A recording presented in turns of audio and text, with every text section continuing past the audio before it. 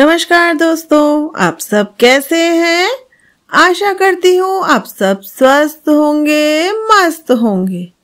दोस्तों, जैसा कि आप सभी जानते हैं, हमारे जीवन में त्योहारों का कितना महत्व है। ये त्योहार ना हो तो हमारे जीवन में उदासी छा जाए। और ये त्योहार ही है जो किसी भी जाति के लोगों के बीच एकता बनाए रखते हैं। कितने सारे त्योहार आते हैं, होली, दिवाली, रक्षाबंधन, जन्माष्टमी, क्रिसमस। तो दोस्तों, आज है क्रिसमस। ये क्रिसमस का जो त्योहार है ना, ये त्योहार ईसाइयों का मुख्य त्योहार है और ये संसार से पाप के अंधकार को दूर करने का संदेश देता है। इस त्योहार में बच्चों को खूब मजा आता है। वे अपना क्रिसमस ट्री सजाते हैं, सेंटा क्लॉज से अपनी इच्छाएं पूरी करने की दुआ मांगते हैं, चाहते हैं कि सेंटा क्लॉज उनके घर आए, उन्हें एक बहुत प्यारा सा उपहार दे, है ना? तो मेरी आज की कहानी भी इसी से जुड़ी है। तो चलिए सुनते हैं मेरी आज की कहानी। दोस्तों, मेरी कहानी में एक बच्चा है आर्यमन। आर्यमन एक बहुत ही प्यारा लड़का था। उसे और उसके गली में रहने वाले सभी दोस्तों को सभी त्योहार धूमधाम से मनाना बहुत पसंद था। वे सभी त्योहारों में अपने घरों को, गली को खूब सजाते, खूब मस्ती करते। इस बार भी वे क्रिसमस को लेकर बहुत उत्साहित थे। तभी उनमें से एक बच्चा मोहित बोला, भाइयों, क्यों ना हम इस बार कुछ नया करें? क्यों ना हम क्रिसमस ट्री सजाने की प्रतियोगिता रखें? जिसका ट्री सबसे अच्छा होगा उसे हम सब मिलकर कुछ ना कुछ उपहार देंगे। क्यों, बताओ कैसा लगा मेरा आइडिया? यह बात सुनकर आर्यमन तो फूला न समाया। वह जोर से बोला, हाँ हाँ, बहुत अच्छा रहेगा। उसका मन तो तभी होने लगा कि क्यों ना मैं अपने घर एक सुंदर सा पेड़ ले आऊं और उसको सजाऊं और प्रतियोगिता में जीत कर ही रहूंगा। वह सब सोच ही रहा था कि तभी उसे याद आया कि उसके घर पे तो क्रिसमस तो छोड़ो, कैसा भी पेड़ ही नहीं है। तब यह बात उसने अपने दोस्तों से कही कि भाइयों, मेरे पास तो क्रिसमस ट्री नहीं है। तब उसके दोस्तों ने कहा, अरे इसमें परेशानी की क्या बात है, बाजार में बहुत सारे सुंदर क्रिसमस ट्री मिल रहे हैं, जाना और एक खरीद कर ले आना। आर्यमन ने कहा, हाँ देखता हूँ, आज शाम को पापा से बात करूंगा। शाम को जब आर्यमन के पापा आए तो आर्यमन ने उनसे कहा, पापा मुझे क्रिसमस ट्री लेना है, हमारे सभी दोस्तों ने एक प्रतियोगिता रखी है। उसके पापा ने कहा, ठीक है, कल चलेंगे। अगले दिन आर्यमन अपने पिताजी के साथ क्रिसमस ट्री खरीदने गया। जब वह वहां पर क्रिसमस ट्री खरीद रहा था तो उसे ये भी पसंद आ रहा था, दूसरा भी पसंद आ रहा था, सब अच्छे लग रहे थे। परंतु एक समस्या थी, उसे जो भी पेड़ पसंद आता उसका दाम बहुत ज्यादा होता और उसके पिताजी ने साफ साफ कह दिया था कि भाई देखो, अभी तुम्हें छोटा पेड़ लेना होगा, इतना महंगा मैं नहीं दिलवा सकता।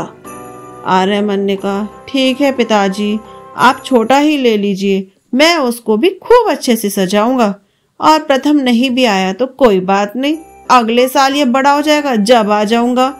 यह बात कह सुनकर सोचकर वह मुस्कुराया और उसने छोटा पेड़ ही खरीद लिया। बड़े अरमानों के साथ उसने अपना पेड़ अपने घर में लगाया और उसे खूब सजाया। पर जैसा उसने सोचा था वैसा तो कुछ हुआ नहीं। उसका दोस्त प्रथम आया, पर वह अपने दोस्त की खुशी में भी खुश था और इंतजार करने लगा कि अगले साल जब क्रिसमस आएगा तब तक तो मेरा पेड़ बहुत बड़ा हो जाएगा और खूब सुंदर भी सजेगा। धीरे धीरे समय बीत रहा था। अगले साल क्रिसमस आने ही वाला था। 1 महीना बचा था। आर्यमन ने अपने पेड़ को खूब अच्छे से पानी दिया, साफ सफाई की, उसका खूब ध्यान रखता था। पर एक दिन जब वह पानी दे रहा था तब उसने देखा कि उसके पेड़ पर तो एक चिड़िया ने घोंसला बना लिया है और उसमें 4 अंडे भी रखे हैं। यह देख आर्यमन को बहुत अच्छा लगा कि उसका पेड़ इतना बड़ा हो गया है कि उस पर चिड़िया घोंसला बना रही है। और उसने सोचा, कोई बात नहीं, अभी तो बहुत समय है, तब तक तो इस चिड़िया के अंडों में से बच्चे भी निकल जाएंगे और वे उड़ भी जाएंगे, क्योंकि आर्यमन जानता था कि यदि उसने ये घोंसला हटाया तो चिड़िया तो उदास हो जाएगी और उसके अंडे भी फूट जाएंगे। इसलिए उसने सोचा कि वह ऐसा कुछ नहीं करेगा। थोड़े बहुत दिन जब हो गए तो आर्यमन ने फिर से देखा कि अंडे में से बच्चे बाहर आ गए हैं। तब आर्यमन ने कहा, अब तो ये उड़ना सीख ही जाएंगे और चले जाएंगे स्मशाने तक। पर ऐसा कुछ नहीं हुआ। चिड़िया के बच्चे चीची चीची करके खूब शोर मचाते, घर में खूब रौनक रहती। आर्यमन को यह देख बहुत अच्छा लगता था। पर जैसे जैसे दिन पास आ रहे थे क्रिसमस के और चिड़िया और उसके बच्चे नहीं उड़ रहे थे, यह बात देख आर्यमन बहुत दुखी भी हो जाता था कि वह अब अपना पेड़ कैसे सजाएगा। और वहीं चिड़िया और उसके बच्चों को तो वहां पर बहुत अच्छा लग रहा था।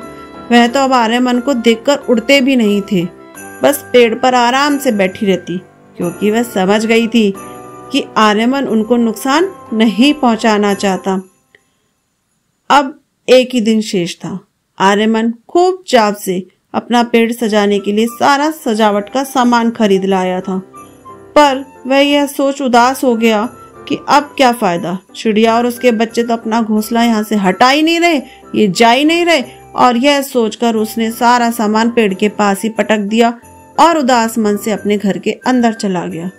चिड़िया ने भी आर्यमन की उदासी पढ़ ली थी और वह भी समझ गई थी कि आर्यमन हमारा घर तोड़ना नहीं चाहता, इसलिए वह अपना पेड़ भी नहीं सजा रहा कि हम यहाँ से डरकर उड़ ना जाएं। रात हो गई। आर्यमन तो अंदर चला गया, पर चिड़िया ने सारा सजाने का सामान उठाया। धीरे धीरे अपनी चोंच में ले जाकर वह पेड़ पर सजाने का प्रयास करती रही। और जब सुबह आर्यमन उठा तो उसने देखा सारा सामान पेड़ पर इस तरह से डला हुआ है जैसे मानो किसी ने उसे सजाने का प्रयास किया हो। आर्यमन अपनी मम्मी के पास गया, कहने लगा, माँ, क्या आपने मेरा पेड़ सजाने का प्रयास किया है? माँ ने कहा, ना बाबा, मुझे इतना शौक नहीं है। तब आर्यमन ने अपनी बहन से पूछा, तुमने सजाया? उसने भी मना कर दिया। फिर आर्यमन आकर पेड़ पर अच्छे से चारों तरफ देखने लगा और चिड़िया बहुत खुशी से चींची चींची कर रही थी। तभी आर्यमन को समझ में आया कि ऐसा तो नहीं चिड़िया ने यह सजाने का प्रयास किया हो। और मानो वह चिड़िया से पूछ बैठा, क्या तुमने मेरा पेड़ सजाया है? और चिड़िया भी चींची कहकर मानो कह रही हो, हाँ आर्यमन, मैंने तुम्हारा पेड़ सजाने की कोशिश की है, पर छोटी हूँ ना, इसलिए अच्छे से नहीं सजा पाई।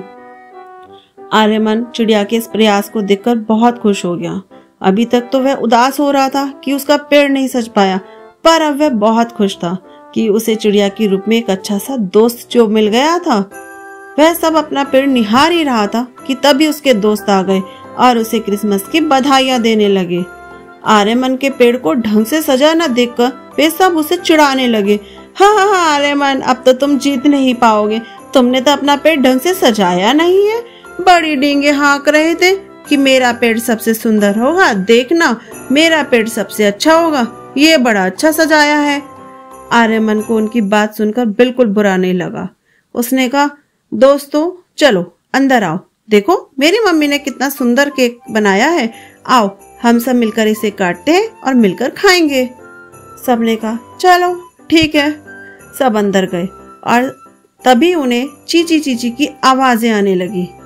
सब बाहर आए तो देखा क्रिसमस ट्री के ऊपर चारों बच्चे खूब सुंदर से सजे बैठे गाना गा रहे हैं। उन्होंने डालियों पर घूम घूम कर क्रिसमस ट्री की सजावट में खुद को लपेट लिया था।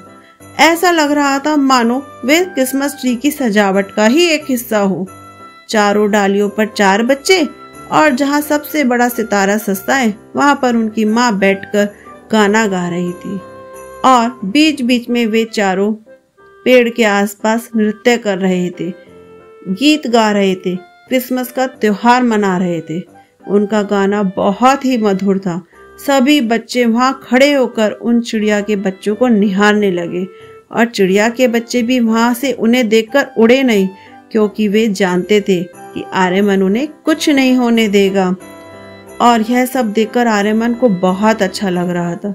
सब बोले कि आर्यमन, हमने इतने पास से चिड़िया और उसके बच्चों को कभी नहीं देखा, बहुत मजा आ रहा है, कितने अच्छे लग रहे हैं सब, कितने क्यूट है।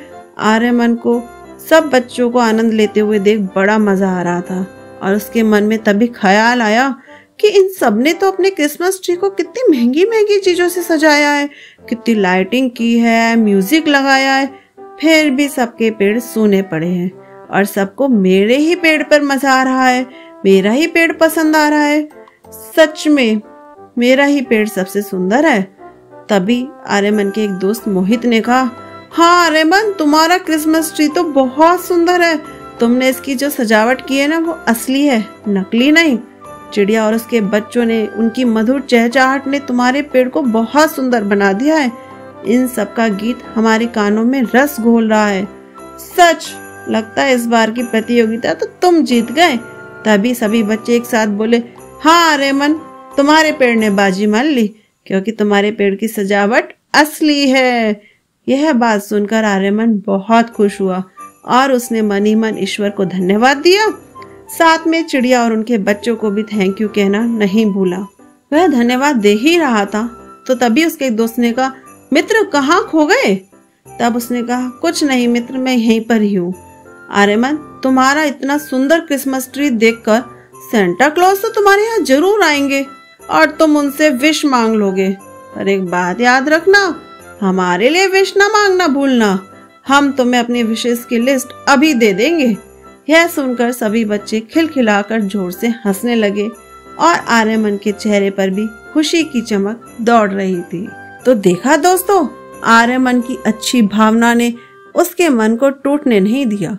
उसने किसी की मदद की तो किसी दूसरे ने भी उसका ख्याल रखा। तो इस कहानी से हमें यही शिक्षा मिलती है कि हमें किसी को नुकसान नहीं पहुंचाना चाहिए, तो ईश्वर हमारा ध्यान अवश्य रखते हैं। धन्यवाद। Merry Christmas.